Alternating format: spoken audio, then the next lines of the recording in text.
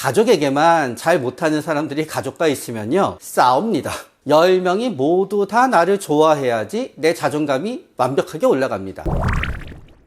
정신건강의학과 전문의 최명기입니다. 오늘은 우리 최명기의 마음편한TV 구독자님들께 가족보다 남에게 잘하는 사람의 심리를 알려드리겠습니다. 첫 번째는 무엇이냐? 혼자 있으면 안 되는 분들이 있습니다. 가족이랑 같이 있다는 것은 아이가 생기기 전까지는 배우자와 둘이 있다는 걸 의미합니다. 아이가 생겨도 두 사람과 같이 있는 겁니다. 그러나 어떤 사람은 성격 자체가 매주 일주일에 3번씩은 10명 정도의 사람들과 왁자지껄하게 있어야지 본인이 마음이 편합니다.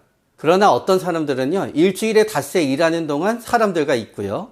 그리고 나서 주말에는 또 새로운 사람과 어울려야지 마음이 편합니다. 적은 수의 사람만 있으면 답답합니다. 그래서 이런 분들은 가족과도 있을 때도 자기 가족과만 있는 법이 없습니다. 다른 가족들과 함께 만납니다. 그래야지 사람이 적어도 6, 7명이 되기 때문입니다. 그러면서 가족보다 또 남에게 더 잘하는 사람들을 보면은요, 가족과는 할 수 없는 뭔가 취미 생활을 하는데 그게 여러 사람과 어울려야 하는 경우가 있습니다. 첫 번째는 대표적인 건 술입니다. 술을 진짜 나는 잘 마신다 라고 생각하게 되면은 엄청나게 술을 마시는 사람끼리 어울려야 되는데요, 그거는 밖에서 남을 만나지 않고서는 안 됩니다. 두 번째 경우는요, 가족을 미워하는 겁니다. 가족, 흔히 생각하게 되면 아이를 낳기 전까지는 나와 부인 둘입니다. 그런데 부인이 밉습니다. 그런 남편은 당연히 부인한테 못하죠. 딴 사람한테는 어느 정도 해도 부인 입장에서는 자기한테 못해주니까 딴 사람한테 잘해주는 게 됩니다. 이거는 어떤 의미에서 남한테만 잘해준다고 지목되는 가족의 문제가 아니라 불만을 가지는 가족의 문제인 경우가 있습니다. 마케팅에는 이런 공식이 있습니다. 고객 만족도는 고객의 경험치 빼기 고객의 기대치입니다. 가끔씩 우리 보다가 보면은 무한대의 기대치를 가진 고객이 있습니다. 뭐든지 아무리 열심히 서비스를 제공해도 불만을 가집니다. 경험치를 얼마나 좋은 경험을 해주냐에 관계없이 무조건 그 사람의 기대는 충족되지 않습니다. 어떤 사람들은 가족에 대한 기대치가 너무너무 높은 분들이 있습니다. 이분들은 아무리 남편이 노력해도, 아무리 아내가 노력해도 기대를 충족시켜 줄 수 없고 웃지 않습니다. 그러나 이분들에 의해서 남한테만 잘해준다라고 지목되는 가족이 그냥 보통 다른 사람들한테 다른 정도로 하면은 그 사람이 웃습니다. 웃으니까 우리 지목받는 분도 웃습니다. 그러니까 맨날 우리 기대치가 무한대인 불평불만 가족분은 남한테만 잘하고 나한테는 못한다라고 하는데 맨날 불평불만으로 불만을 쏟아냈는데 어떻게 그 앞에서 쌩글쌩글 웃으면서 잘할 수 있겠습니까? 그래서 이런 세 가지가 우리가 남한테는 잘하고 가족에게는 못하는 사람들의 대표적인 심리, 그리고 역심리입니다. 첫 번째는 가족과 있으면은 심심하다고 느낍니다. 내가 뭔가를 갖다 해야 되는 게 가족과는 할 수 없는데 내가 억지로 그거를 참으려고 하면은 심심해서 죽을 지경이 됩니다. 그래서 맨날 거짓말을 하고 뛰쳐나가서 맨날 놀던 친구들이랑 놀다가 밤늦게 들어오기도 하고 그렇게 되는 겁니다. 그러나 가족이 미워서 가족에게만 잘 못하는 사람들이 가족과 있으면요, 결과는 뻔합니다. 싸웁니다. 싸우다가 보니까 너무 화가 나서 뛰쳐나갑니다. 둘 중에 한 명이. 그러면서 해결이 나게 되지요. 가족에 대해서 무한대의 기대치를 가진 사람과 같이 있게 되잖아요. 그러면은 붙어 있으면 붙어 있을수록 계속 욕먹습니다. 이래도 욕먹고 저래도 욕먹는 것입니다. 집 밖에 나가 있으면은 가족을 등한시한다고 욕먹고, 집 안에 들어가 있으면은 계속 제대로 신경 쓰고 사랑해주지 않는다고 욕먹습니다. 그러나 밖에 나갔다가 들어오면은 늦게 들어와서 한 번 욕먹습니다. 집에 있으면은 5분 간격으로 욕먹습니다. 여러분, 그럴 때 어느 선택을 하실진 여러분의 자유입니다. 모두에게 잘하려고 노력한다 라는 말이 굉장히 중요합니다. 이 노력한다에는 두 가지가 같이 있을 수 있고 혹은 따로 있을 수가 있습니다. 첫 번째는 인기가 있었으면 하는 겁니다. 그러나 인기가 어떤 의미에서 모든 사람들이 다 자기를 좋아했을 때 본인의 자존감도 올라갑니다. 사람들이 나를 좋아하는 만치 내 자존감이 올라가는 거예요. 내가 10명과 같이 있어요. 10명이 모두 다 나를 좋아해야지 내 자존감이 완벽하게 올라갑니다. 10명 중에 1명만 내가 얘기하는데 안 보고 있어요. 그럼 이런 사람들은 10명 중에 1명을 지그시 쳐다보면서 물어봅니다. 넌 무슨 생각하니? 그렇기 때문에 이런 분들은 모든 사람들이 나를 좋아해야 되기 때문에 모든 사람들의 인기인 사람이 되려고 노력합니다. 그런데 집에 들어와서는 별로 거기에 대한 욕망을 느끼지 않습니다. 왜냐하면 우리가 7명, 8명, 10명, 20명한테 얼마나 잘 보이냐 하는 것과 내 앞에 있는 한두 사람과 얼마나 좋은 협조적인 관계를 맺느냐는 사실은 일정 부분 상관관계는 있으나 상당 부분 독립적인 것입니다. 그래서 이런 분들은요, 부부 모임인데 부부가 한 5쌍 나오잖아요. 사람들이 많잖아요. 그때는 엄청 나한테 잘해줍니다. 그러나 집에 들어가면은 다시 원래가 되어버립니다. 두 번째 유형은 뭐냐? 진짜 겁이 많은 사람입니다. 그러면서 사람들의 눈치를 엄청 많이 봅니다. 항상 누가 자기를 미워할지 모른다는 생각을 가지기 때문에 사람들과 있을 때는 엄청 잘합니다.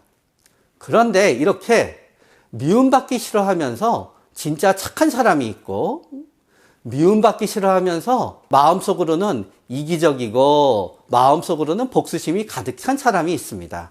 미움받기 싫어하면서 착한 사람은요, 밖에서도 미움받지 않기 위해서 노력하고요, 집에 들어와서도 미움받지 않기 위해서 노력합니다. 그러나 미움받지 않기 위해서 노력하지만 이기적이고 복수심이 가득하고 공감을 못하고 비협조적이며 남의 입장을 이해하지 못하는 사람들은요, 강자 앞에서는 노력하지만 약자 앞에서는 노력하지 않습니다. 그래서 본인의 가족이 본인의 입장에서 생사 여탈을 쥐고 있지 않은 한 노력하지 않습니다. 그러나 이 사람들은 확실하게 가족 중에 한 명이 너무너무 잘 나가서 주위의 사람들만 만나면은 얘가 내 아들이야, 얘가 내 딸이야, 이런 사람이 내 배우자야 라고 자랑할 만하게 되잖아요. 그때는 또 싹 달라져서 미움받지 않기 위해서 노력합니다. 그렇지 않습니다. 어떤 분이 되게 엄청나게 바쁘게 살다가 돌아가셨습니다. 뭐 대기업의 이사가 될 수도 있고 사장이 될 수도 있고 유명한 연예인이 될 수도 있습니다. 그러면은 돌아가시고 나서 가족의 반응은 2가지입니다. 바쁘기는 하셨지만 항상 우리를 챙기려고 노력하던 우리 아버님이야, 우리 어머니야 라는 반응도 있고요. 바깥일 하느라고 우리는 본체만치 하시던 아버님이야, 어머님이야 할 수도 있습니다.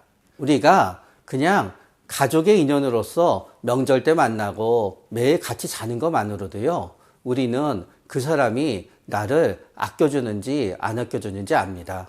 그래서 엄청 사회적으로 성공하고 가족을 만날 절대적 시간은 없지만 가족들이 만나기에 그래도 우리를 굉장히 잘 챙겨줬어 인분도 있는 거고요.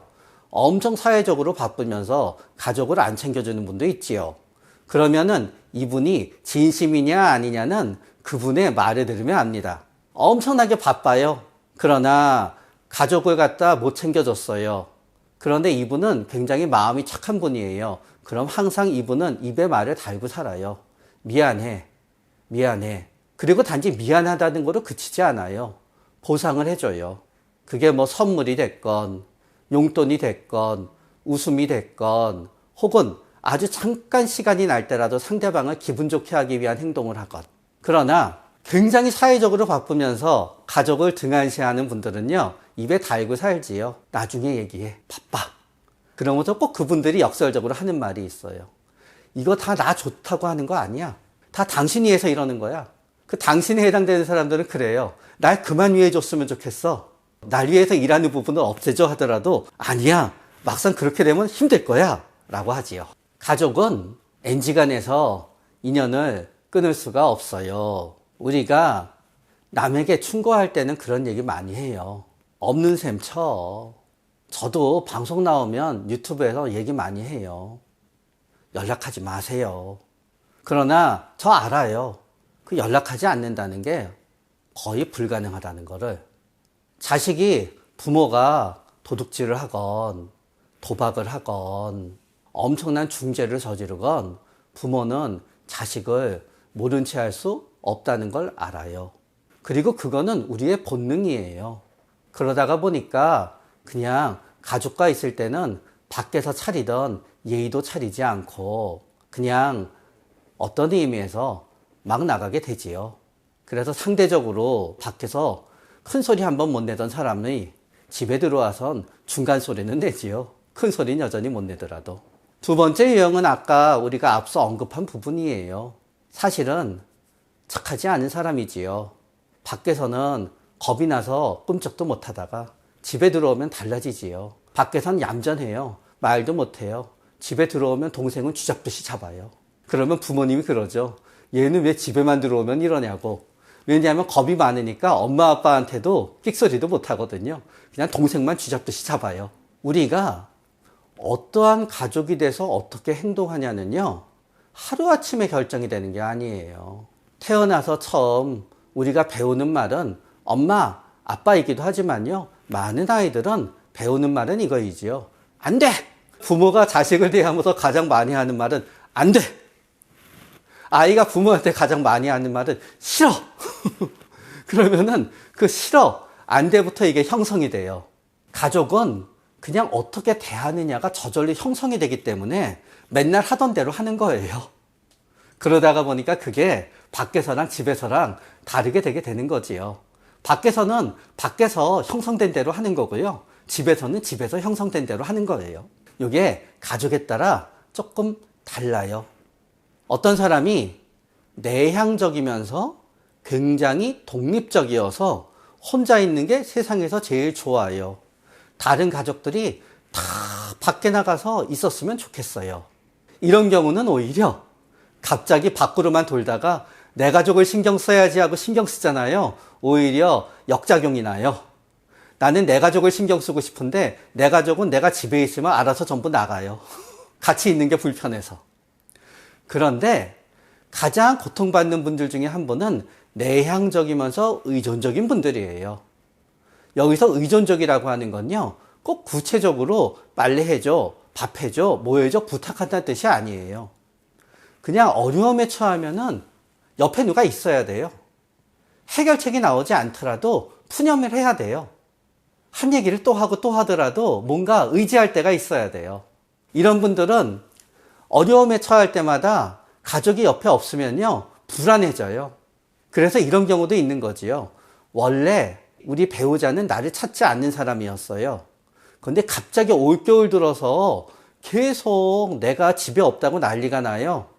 의심도 하는 것 같아요. 그러다가 여름 되니까 또 괜찮아져요. 우울증과 공황을 동반한 경우에는요, 옆에 누가 없으면은 미칠 듯이 불안해져요. 그런데 언제 그렇게 될지를 몰라요. 그러면 항상 가족이 옆에 있기를 바라지요. 그래서 이런 경우는 싸우게 되는 거예요.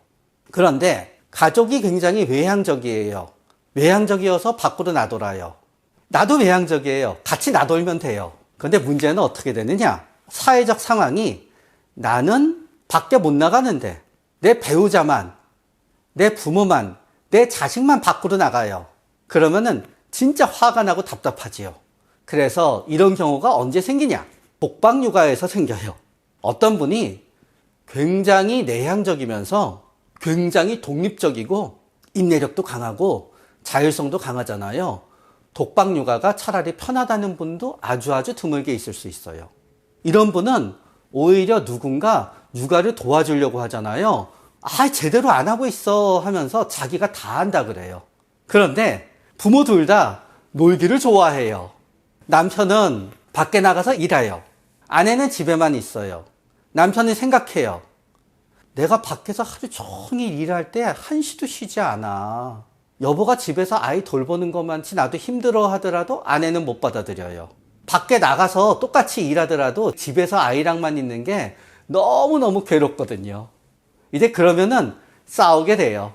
그렇기 때문에 우리가 남한테만 잘하고 밖으로만 돌아다니는 사람이 가족한테 주는 영향은 사실은 요 수용자 혹은 피해자인 가족이 어떤 사람이냐에 따라서 달라지게 돼요. 일정 부분은 맞고 일정 부분은 틀려요. 여러분, 우리는 잘하는 거는 열심히 하게 되어 있어요. 그런데 집안일이요. 잘하는 사람과 못하는 사람이 있어요. 예를 들어서 이런 남편이 있어요. 다른 거는 하나도 못 챙겨요. 그런데 그분은 강박증이에요. 빨래는 열심히 도와줘요. 아내가 빨래를 하려고 하면 난리가 나요. 제대로 해야 된다고. 어떤 분은 차라리 아이랑 나가서 놀라 그러면 놀아요. 그런데 집에서 아이랑 놀라 그러잖아요. 어떻게 해야 될지는 몰라요, 어렸을 때는. 그런데 아이가 한 5살 정도 되잖아요. 그때부터는 이제 아이 데리고 맨날 엄마가 안 따라오더라도 여기저기 놀이공원도 가면서 잘 놀아요. 그래서 집안일이라고 하는 건요, 생각보다 무지무지 어려워요. 우리가 밖에서 하는 일은요, 스텝 바이 스텝으로 이루어져요. 이거 다음에 저거, 저거 다음에 저거. 집안일이라고 하는 건요, 동시에 벌어져요.